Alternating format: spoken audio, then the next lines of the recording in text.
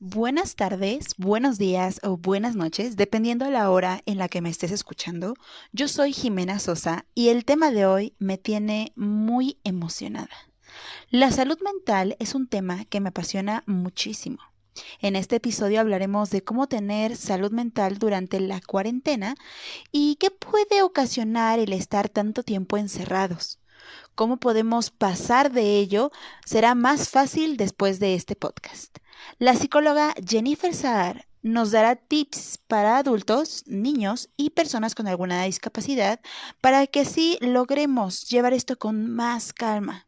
Sin embargo, los consejos que da son tan buenos que se aplican a un sinfín de situaciones. Los consejos que da para los más peques seguro te sorprenderán muchísimo.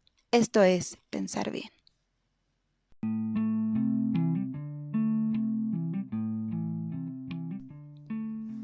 Bienvenidos al episodio 12 de nuestra primera temporada. Estoy muy contenta de lo bonito que está creciendo esta comunidad. Adoro sus comentarios, así que por favor regálenme muchos más para poder seguir leyéndolos y traer más contenido de calidad para todos ustedes. Aquí en Pensar Bien nos interesa tu bienestar físico, mental, emocional y espiritual. Así que prepárate porque la entrevista que tenemos hoy seguro te enamorará. Bueno, estamos aquí en este nuevo episodio, como ya había comentado, con una nueva invitada. Esta es Jennifer Saar, es una psicóloga de la UNAM. Ella está estudiando una especialidad en neurodesarrollo y ha estado trabajando con algunos trastornos de neurodesarrollo y de autismo. Bienvenida, Jenny, ¿cómo estás? Hola Jimena, muy bien, gracias. Me alegra mucho que me hayas contemplado para este episodio.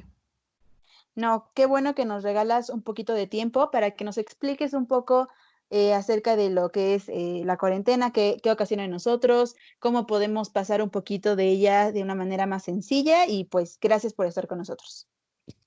No, no hay de qué, Jimena, cuando necesites, aquí estamos para servirte. Bueno, antes de pasar a recomendaciones y abordar las emociones y demás, me gustaría que entendiéramos primero qué es la cuarentena para nosotros, ¿no? Creo que actualmente nos enfrentamos a diferentes retos. Estamos viviendo un cambio en todos los sentidos, un cambio en rutinas, un cambio en cómo percibimos la higiene personal, un cambio en el contacto con los otros, en la socialización. Y aunque estamos haciendo home office, hay videollamadas, hay llamadas y demás, este cambio en la forma en la que socializamos impacta en nosotros. Estamos viviendo un proceso de adaptación a un nuevo estilo de vida. Y como parte de ese proceso, hay toda una serie de emociones en él. Por ejemplo, el estrés, la ansiedad, a lo desconocido, no sabemos en qué momento va a terminar, no sabemos si nos vamos a enfermar, no sabemos cómo está nuestra familia, porque está lejos a pesar de la tecnología involucrada. Y al mismo tiempo hay variables externas que pueden influir también en que podamos desarrollar diferentes emociones negativas o que podamos experimentar aún más ansiedad e incluso depresión. Por ejemplo, la variable económica, la disminución de salarios, el recorte de personal, la pausa en los empleos. Al mismo tiempo, el hecho de que los niños están en casa, están haciendo school office, por ejemplo, implica una serie de retos nuevos a los que no nos enfrentábamos antes. Por ejemplo, una persona que antes salía a trabajar tenía una rutina establecida, ¿no? El transporte público o tomaba su auto, llegaba a trabajar, tenía horarios establecidos, llegaba a casa, veía a los niños, etcétera. Sin embargo, ahora, además de toda la responsabilidad que implica un empleo, el home office, también tenemos que estar pendientes de los pequeños que están en casa acompañándonos o de los adultos mayores o de alguna persona vulnerable que está con nosotros, ¿no? Entonces, estamos hablando de dos responsabilidades que tenemos que cubrir al mismo tiempo y eso genera estrés. El estrés es una respuesta que ocurre en los organismos cuando tenemos muchas cosas que hacer y tenemos poco tiempo o nosotros percibimos que tenemos pocos recursos para poder solucionar lo que se nos está presentando. Como es este caso, ¿no? Tengo mucho que hacer y no creo poder cubrir todo al mismo tiempo. En el caso de los niños se experimenta algo similar, sin embargo, la diferencia principal radica en que los pequeños aún no tienen la maduración suficiente a nivel sistema nervioso para poder primero entender lo que estamos viviendo y en segundo lugar para poder manejar las emociones que empiezan a experimentar ante esta cuarentena, ante el encierro y ante lo desconocido. Me parece bastante interesante, sobre todo porque estás hablando tal cual del estrés que tenemos nosotros eh, por tener mucho trabajo y dices por tener quizá no todos los recursos o no todo el espacio. Y no debería ser al revés, porque en lugar de relajarnos por estar en nuestras casas, empezamos a tener este estrés y ansiedad, y lo mismo con los niños. ¿Por qué no se sienten un poquito más relajados al tener más tiempo quizá para jugar, para comer, para estar con la familia? ¿Por qué llega a haber este estrés? Claro, generalmente cuando nosotros vamos a trabajar, solo nos dedicamos a trabajar. Entonces tenemos una rutina establecida, ¿no? Llego a la oficina o llego a la empresa o llego al consultorio y únicamente me enfoco en lo que tengo que hacer, mi trabajo y ya, ¿no? Sin embargo, en casa es muy difícil concentrarme únicamente en mi empleo e inhibir todos los estímulos que están a mi alrededor. Y por estímulos me refiero a el niño jugando, las personas platicando, ¿no? La gente corriendo, etcétera, etcétera. Y si le agregamos esta variable de la escuela en casa, en la que los niños deben tomar clases online también, y si mi niño no se concentra, le cuesta trabajo, tengo que también sentarme con él para que tome su clase, básicamente también soy su docente estos días. Entonces hablamos de doble responsabilidad, ¿no? Estoy trabajando, pero al mismo tiempo debo ver a los niños, pero al mismo tiempo hacer la comida.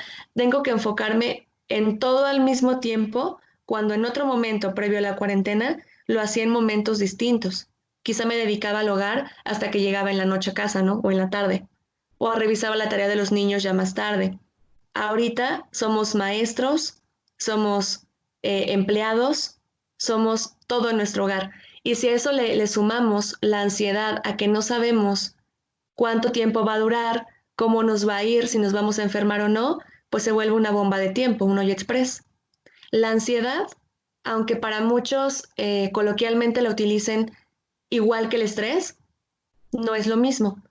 La ansiedad es una respuesta natural de los organismos que se presenta cuando el organismo detecta que está en peligro. Entonces, si yo sé que afuera hay una enfermedad que está causando estragos importantes en la población, eso puede provocarme ansiedad porque yo percibo que estoy en peligro. Y entonces se generar diferentes respuestas a nivel orgánico y a nivel cognitivo. Respuestas a nivel orgánico como malestares estomacales, arritmias, hipersensibilidad en los sentidos no auditivos, el tacto, el gusto, esta sensación de opresión en el pecho, ¿no? De pronto alguno que otro ataque de pánico.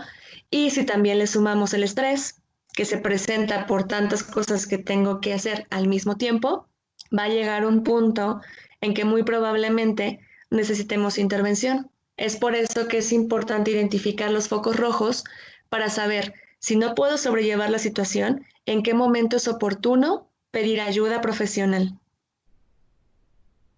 Ok, y dado a todo esto que nos está pasando, la primera recomendación que haces es pedir ayuda profesional.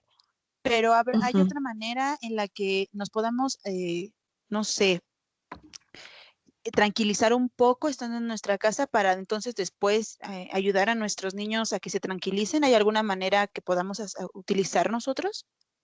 Claro, sí, obviamente previo a esto, a llegar a este punto en el que requerimos ayuda profesional, hay una serie de cosas que podemos intentar en casa, dependiendo nuestra rutina, obviamente, para poder regularnos emocionalmente y bajar esta ansiedad o estrés.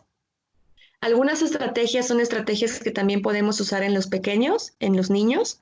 Por ejemplo, este calendario de actividades donde podamos establecer, ok, voy a estar trabajando en casa, estoy haciendo home office, sin embargo es importante que este home office tenga un tiempo determinado, que no esté todo el día pegado a la computadora trabajando, porque entonces el desgaste empieza a impactar negativamente en mí.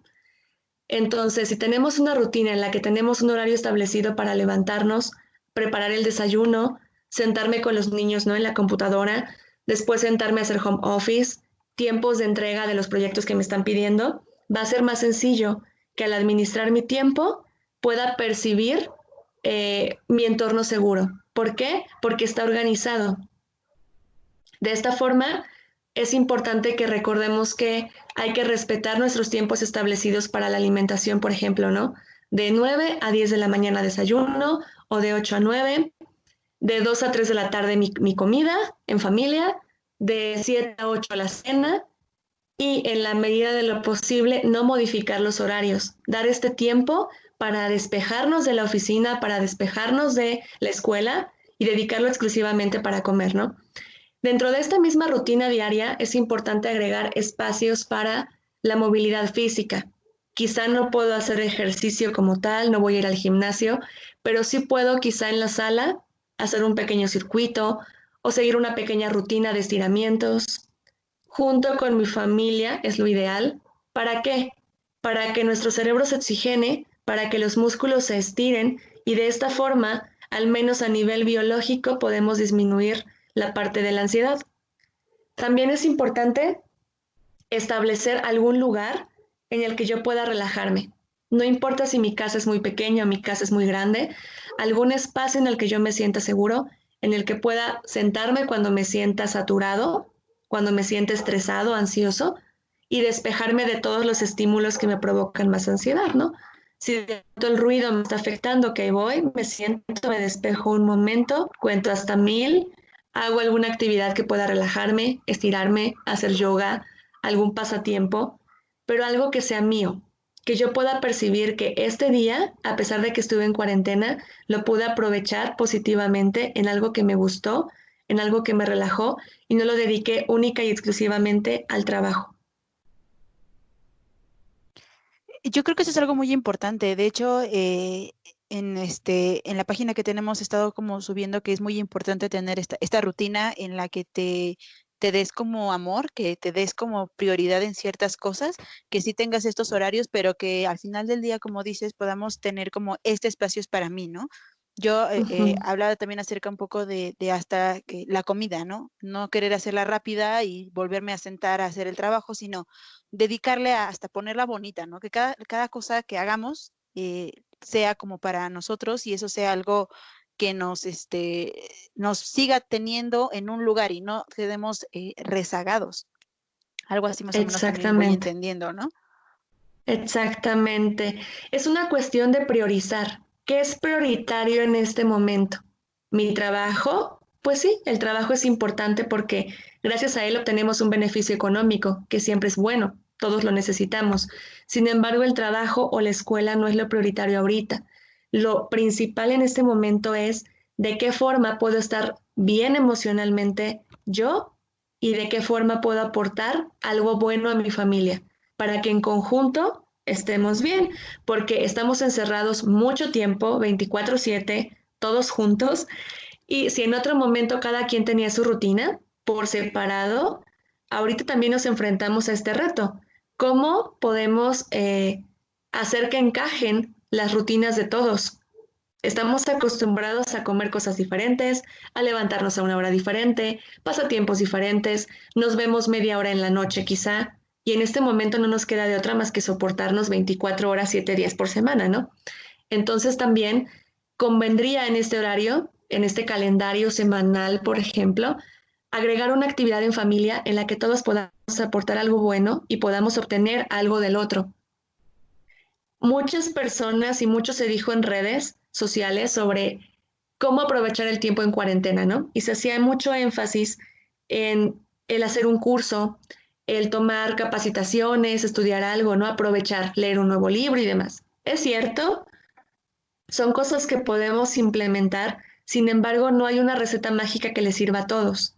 Si yo no me siento capaz de tomar un curso, no me siento capaz o no tengo cabeza para estar pensando en un nuevo diplomado o en una nueva, no sé, lo que sea, ¿no? Que la gente quiere que hagamos en estos días, no pasa nada. Lo importante es yo, persona, reconocer qué me hace falta precisamente en este momento. Si estoy muy ansioso, y no tengo cabeza para adquirir un conocimiento nuevo, no pasa nada. Voy a enfocar todos mis recursos, toda mi atención a buscar qué cosas pueden ayudarme a disminuir mi ansiedad? ¿Qué cosas me relajan dentro de mi casa? ¿Cómo puedo organizar mi horario de forma que tenga un momento específicamente para mí y no para otras personas, ¿no? Sí, y yo de verdad soy muy partidaria de los horarios, muy partidaria de hacer listas, de poder intentar identificar las cosas que nos van haciendo falta. Creo que eso es algo muy bueno. Sin embargo, ya estando en esto, que tenemos que estarnos soportando, que tenemos que estar acoplándonos a los nuevos horarios de las otras personas que, aunque ya vivíamos con ellas, como dices, no pasábamos el tiempo que estamos pasando ahora.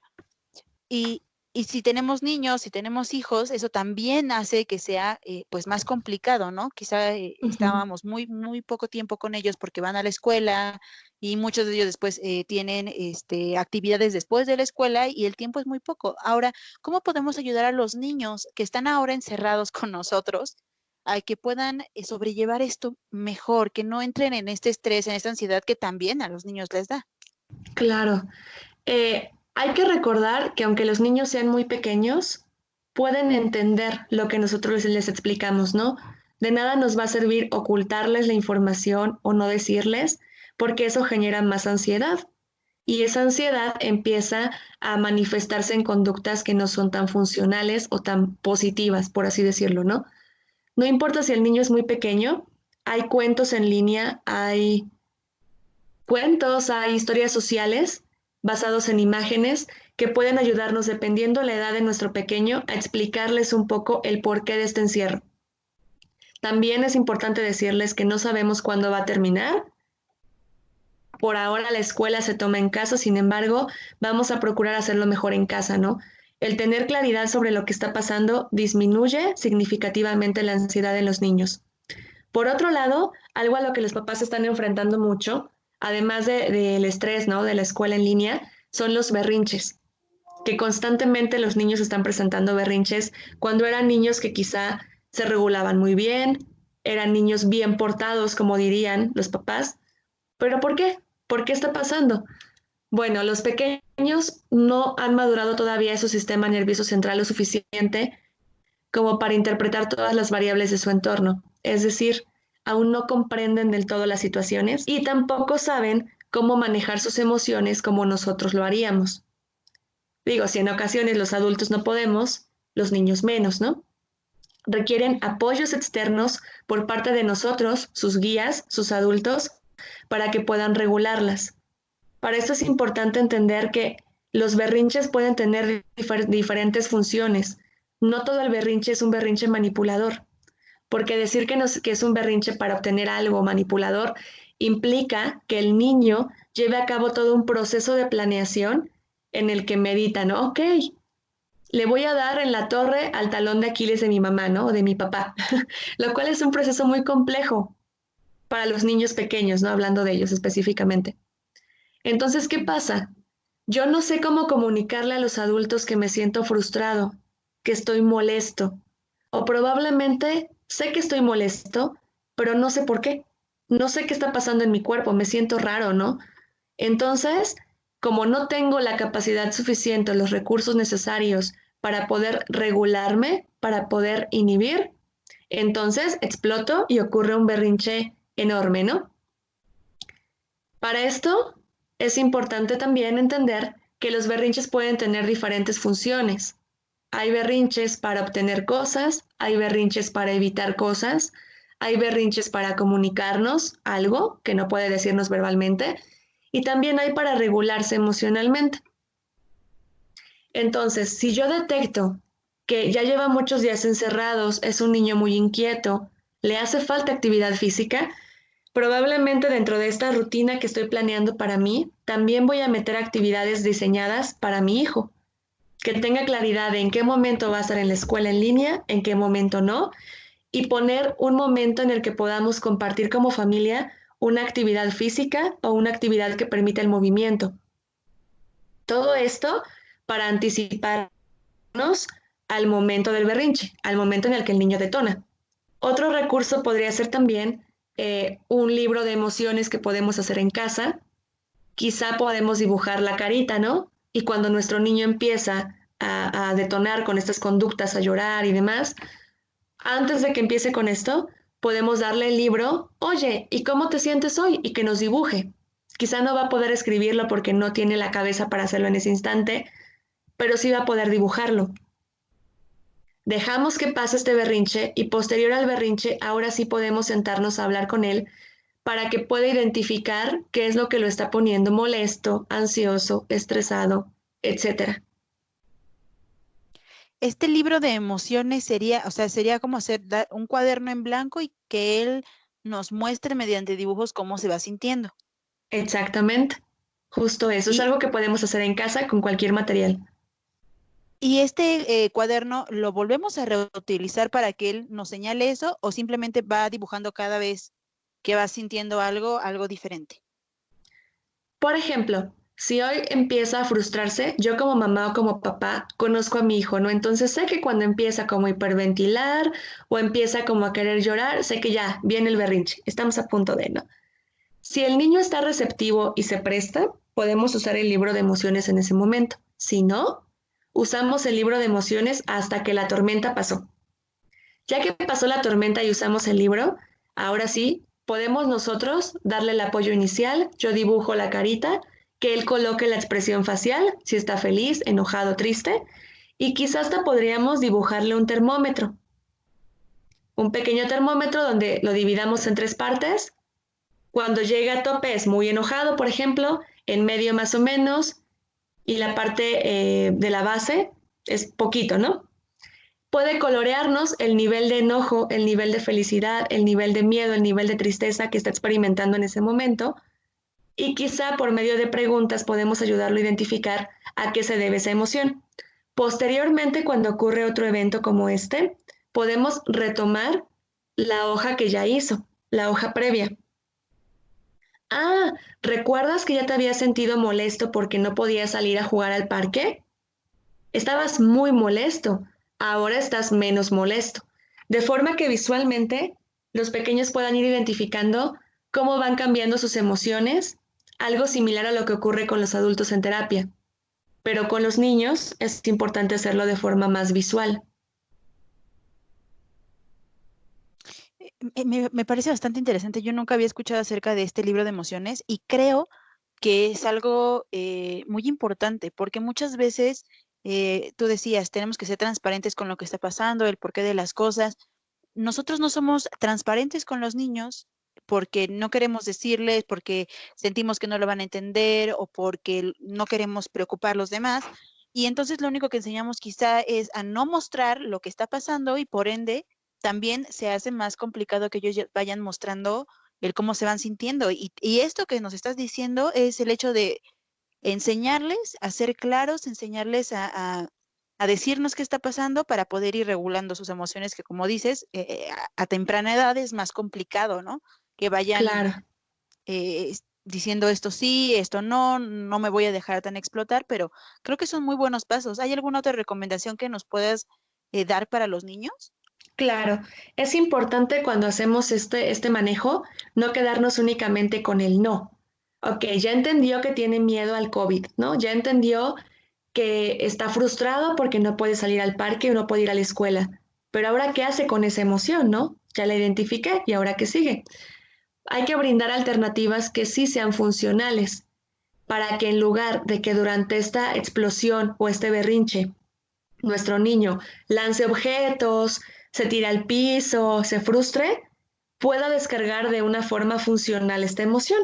Entonces, quizás si tengo hojas de periódico o papel estraza, ok, cuando te sientas muy molesto o cuando estés frustrado, puedes decirme y puedes romper estas hojas de forma que descargues, ¿no?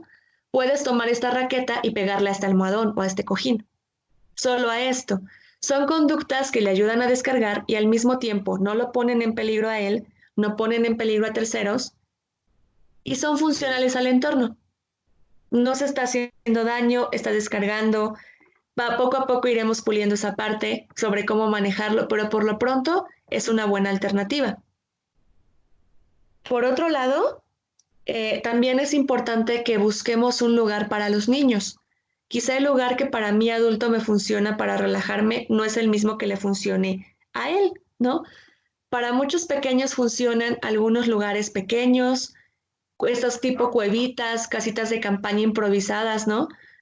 Con cosas suaves, materiales sensoriales, que no importa que no tengamos mucho en casa en cuanto a material didáctico, se puede armar con plastilinas, con cojines, con cobertores, con cosas con diferentes texturas, para que él pueda refugiarse en este espacio y de esta forma disminuir la ansiedad y regularse. Y creo que ahí entramos también nosotros, ¿no? Yo, pienso, ¿no? En las mamás, viendo todo el desastre que van haciendo los niños en este tiempo, que les gusta tener su casa súper bien limpia, súper ordenada, súper organizada, y de repente, como niños quieren hacer, no sé, las casas en la sala o estar por todas partes. Creo que es una colaboración que vamos a tener que hacer eh, para que ellos estén tranquilos y para que nosotros también. Creo que es algo bastante peculiar esta fase que estamos viviendo. Sí, claro. Como adultos le exigimos mucho a los pequeños, ¿no? Quiero que esté regulado, quiero que sea ordenado, quiero que todas sus acciones estén organizadas, ¿no? Que no se vea torpe, que sepa resolver, que sepa hacer esto, que tome la iniciativa. Pero la mayoría de las veces no nos damos cuenta que como adultos tampoco somos capaces de hacerlo, ¿no? Quiero que mi hijo sea flexible y que no haga berrinche porque hay cambios en su rutina por esta cuarentena. Sin embargo, yo adulto no soporto el desorden en mi casa y no soporto hacer home office y no soporto estar con él en la computadora, ¿no? Digo, son cosas normales que todos experimentamos, pero la congruencia es algo importante en este momento, porque un adulto regulado, un adulto con habilidades sociales, genera niños regulados con habilidades sociales funcionales, ¿no? Yo no puedo exigir que afronte de buena manera el encierro si yo no lo estoy haciendo así. Por eso es importante identificar cómo estoy llevando yo adulto la situación, qué focos rojos detecto, quizá tengo cambios en mis hábitos de sueño, quizá todo me irrita, quizá el niño me habla y estoy de malas, ¿no? Entonces se vuelve un ciclo y cuando yo le hablo al niño, pues él también está de malas, él también está frustrado, él tampoco puede dormir, porque los niños aprenden todas estas habilidades de su entorno nuclear, de nosotros como adultos. Somos su modelo, tanto para expresarse, para leer lenguaje no verbal, para expresar emociones, para regularlas, etcétera, etcétera. Definitivamente es un trabajo que ambas partes tienen que ir haciendo, tanto, bueno, no, los niños tienen que ir enseñándoles, ¿no? Pero nosotros tenemos que ir trabajando en no entrar en pánico, trabajar en estar tranquilos, trabajar con nuestro estrés y al mismo tiempo ir aceptando esta realidad que estamos teniendo de tener a los niños así, de tener que ayudarles a controlar también su estrés, a enseñarles bien lo que está pasando. Sin embargo, muchas veces en casa no solo tenemos a adultos y a niños, sino también tenemos a personas con discapacidad. ¿Hay algo Uh-huh. que podamos hacer con estas personas que tienen otra manera de sentir las cosas, otra manera de adaptarse al mundo?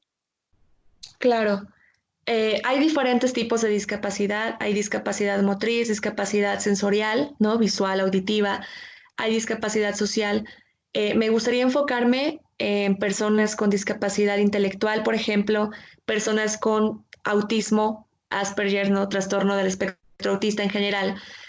¿Por qué? Porque para ellos son más difíciles los cambios. Entonces, si para un niño neurotípico, que es el término que utilizamos para un niño pues, sin discapacidad de este tipo, es complicado, para una persona con un trastorno es todavía más complejo, porque mi pensamiento es inflexible, me cuestan los cambios y soy alguien literal. Entonces, si todos los días iba a la escuela de 8 a 2 de la tarde, ahora lo tengo que tomar en línea. Y quizá como persona con autismo mis tiempos de espera son muy breves, ¿no? No soporto estar mucho tiempo frente a una computadora de forma pasiva. Las agendas visuales son un buen recurso, así como hablábamos de un calendario donde pongamos tiempos, un calendario familiar. Los calendarios, pero con pictogramas o con imágenes, ayudan a estas personas para anticipar lo que viene después, ¿no? Entonces ya sabe esta persona que primero desayuna, que después viene la hora de la computadora, quizá una foto de la computadora, posteriormente viene un momento de recreación o un momento libre donde podamos dejarlo que se relaje, que disminuya este estrés, esta ansiedad, y posteriormente entonces le exigimos alguna otra actividad que le implique un reto, ¿no? Volverse a conectar en la computadora, que asista a su terapia virtual, no sé, pero que esta persona todo el tiempo sepa lo que está pasando. Obviamente hay situaciones o variables que no podemos controlar en nuestro día a día, pero mientras más podamos darle noción de lo que va a ocurrir, mejor. En el caso de personas con discapacidad intelectual, eh, algo importante que podríamos agregar es sintetizar las instrucciones, sintetizar la información. Probablemente no va a entendernos todo lo que le digamos sobre la cuarentena, sobre el por qué, pero podemos ser concretos, podemos ser simples y auxiliarnos de imágenes para poderle explicar la importancia de estar en casa, estas medidas de higiene que son importantes en estos momentos. Podríamos hacer una especie de instructivo utilizando imágenes que podamos pegar quizá arriba de nuestro lavabo o en el área donde nos aseamos, para que de forma visual esta persona con autismo, con discapacidad intelectual o con cualquier otra situación que le implique un reto cognitivo, pueda entender cuál es la secuencia de la higiene, ¿no? Me mojo las manos, agrego jabón, cuento 20 segundos, etcétera, ¿no? Las personas con estos trastornos no es que tengan como síntoma la agresividad. La agresividad no es un término o una situación que se considere para el diagnóstico, sino que al tener un pensamiento inflexible, al procesar de forma diferente la información, les cuestan los cambios. Entonces, cuando hay un cambio abrupto, se frustran demasiado y al no poder inhibir sus emociones o regularlas, pues detonan y ocurre un llamado berrinche o una detonación muy grande. Entonces, pues lo mismo que con cualquier otro pequeño, primero le verbalizamos la emoción. Ok, entiendo que estás frustrado, entiendo que estás molesto, dejamos que continúe con esta detonación, obviamente cuidando que no vaya a ponerse en peligro a él o a otra persona. Podemos ir retirando los objetos y una vez que vemos que empieza a decrementar este llanto, estos gritos, estas conductas que pudieran parecer agresivas, en ese momento ya es hora de dialogar. Ok, entiendo que estás molesto o frustrado, sin embargo puedes hacer, y en ese momento le brindamos las opciones para que se regule, ¿no? Puedes ir a tu lugar seguro, puedes ir a tu recámara a relajarte, puedes usar tu material sensorial, lo que sea que le funcione a esta persona en particular. Y lo mismo, al igual que con los niños y que con cualquier persona en el planeta, también tienen derecho a conocer lo que estamos viviendo. Para eso se pueden auxiliar de historias sociales, que son descripciones de los eventos con un lenguaje claro y concreto e imágenes, y estos pictogramas alrededor de la casa o estos dibujos claros que puedan ayudarles constantemente a recordar las medidas que deben llevar a cabo.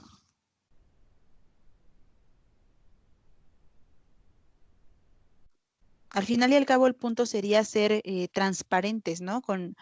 Tanto con los niños como con las personas con discapacidad, para poder también tomarlo como herramienta a la hora de explicar, a la hora de decir esto, por eso no vamos a hacer esto o por eso vamos a hacer esto otro.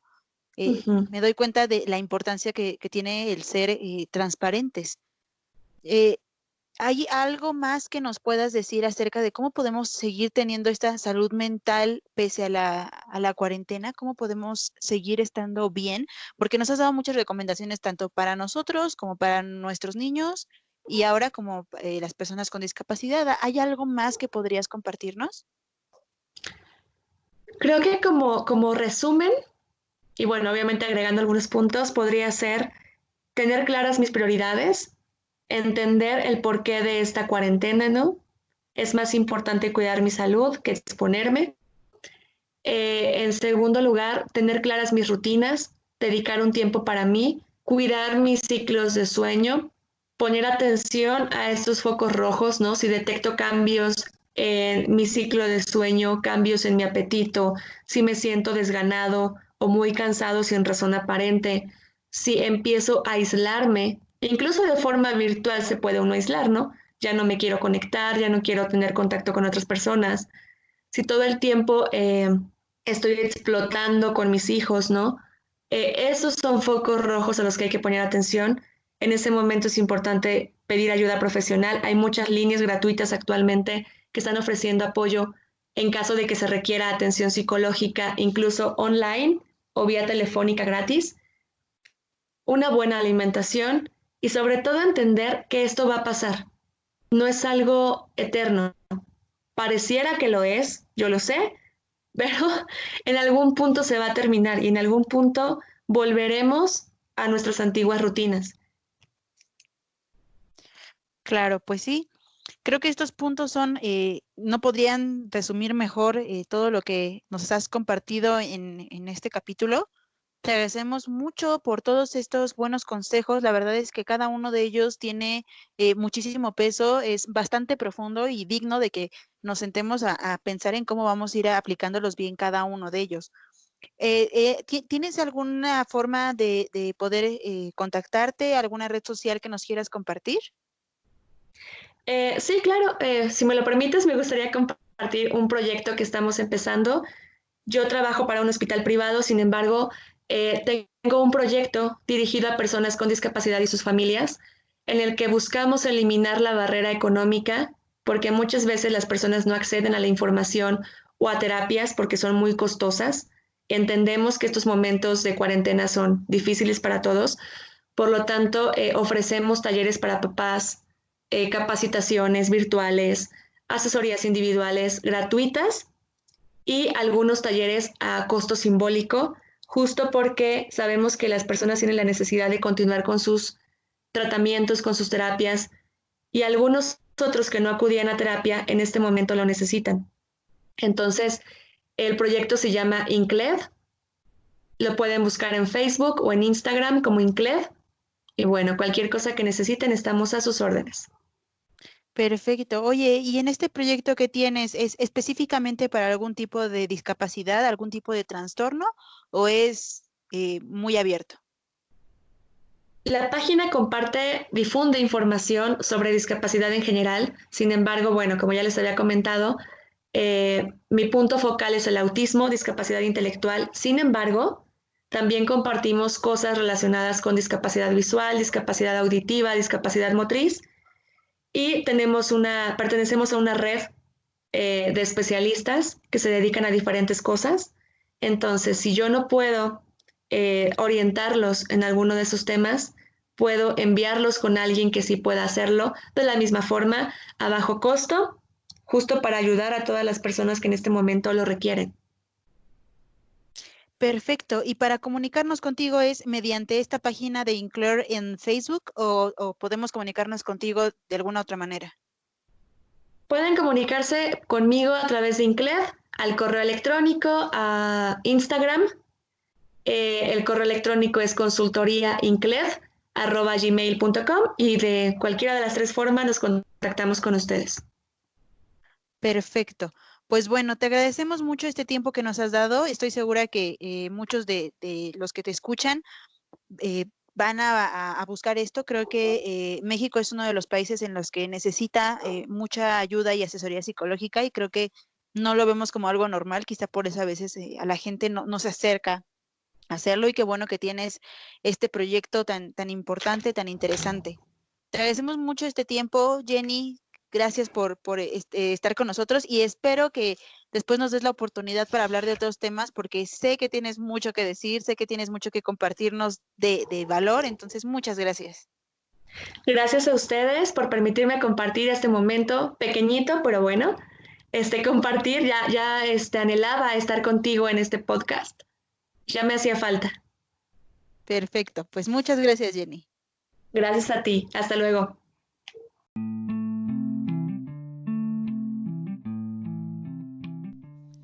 Hemos llegado al final de este capítulo 12. Deseo de todo corazón que la entrevista les haya gustado tanto como a mí. No olvides seguirnos y regalarme un comentario en mis redes sociales. Estoy en Facebook e Instagram como pensar-bien y en YouTube Me encuentran como Jimena Sosa, en donde literalmente tengo 3 seguidores. Y por si tienes curiosidad, mi perfil personal de Instagram es @Jimena con X y doble _Sosita. Recuerda que tenemos una cita tú y yo la próxima semana, todos los miércoles. Hasta luego.